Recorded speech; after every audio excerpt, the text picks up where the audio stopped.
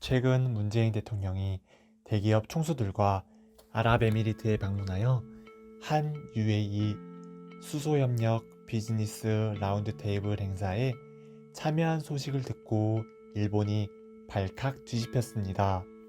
아랍에미리트는 석유가 풍부한 산유국임에도 나중에 석유가 고갈될 위험에 대비해 수소 경제 전환을 적극 추진 중인데, 한국이 수소 관련과 유통에 강점이 있다는 걸 알고 한국이 다른 나라랑 협력을 맺기 전에 앞다퉈 문재인 대통령과 우리나라 대기업 총수들을 초대한 것입니다. 수소 에너지는 미래의 궁극적인 청정 에너지입니다.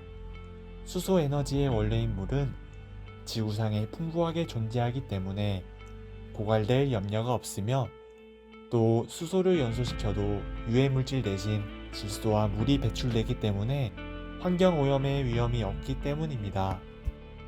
이 소식을 듣고 일본 국민들은 한국은 최대 산유국 아랍에미리트와 수소 협력을 맺었는데 우리는 석탄 화력 발전소나 짓고 있구나 라며 한숨을 쉬고 있습니다.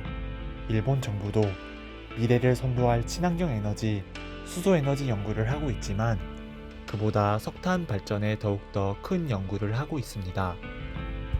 전 세계적으로 기후변화에 대한 우려와 석탄 고갈에 대한 염려가 심해지는 가운데 왜 하필 석탄 발전에 대한 연구를 하고 있을까요?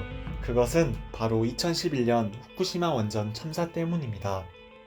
그 전만 해도 일본은 원자력 에너지에 의존했지만 원전 사고 이후 모든 원자력 발전소가 폐쇄되었습니다.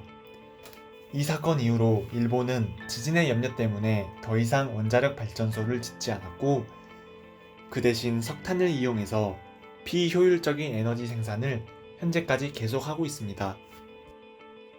이를 보고 일본 내 석탄 발전소 건설 반대 캠페인을 벌이는 대표는 왜 아직도 에너지 생산을 위해 석탄을 태워야 하는지 이해를 할 수 없다며 질타를 보내고 있습니다. 이것이 끝이 아닙니다. 일본도 문제점을 알고 부랴부랴 수소 에너지 개발을 시작했는데, 석탄을 발전하면 온실가스가 나오는데 그를 이용해 분리수소를 만들 수 있습니다. 분리수소는 수소의 일종으로서 석탄을 발전하면 유해물질인 온실가스가 나오는데 그를 이용해 만드는 것입니다. 석탄 발전만은 뛰어난 기술을 가지고 있는 일본은 이 연구 소식을 듣고 우리는 석탄 발전을 많이 해서 온실가스가 많이 나오니 이를 이용해 분리수소를 만들어야지 라며 잔머리를 굴리고 있습니다. 일본은 이 계획을 실행하기 위해 특수 제작된 선박을 만들어 영하 253도에서 액화를 시켜서 수소를 만들겠다는 휘황찬란한 계획을 세우고 있습니다. 이 과정에서 생산된 온실가스를 해저에 주입하겠다고 선언을 했는데, 이 계획을 들은 선진국에서 일본에게 질타를 보내고 있습니다.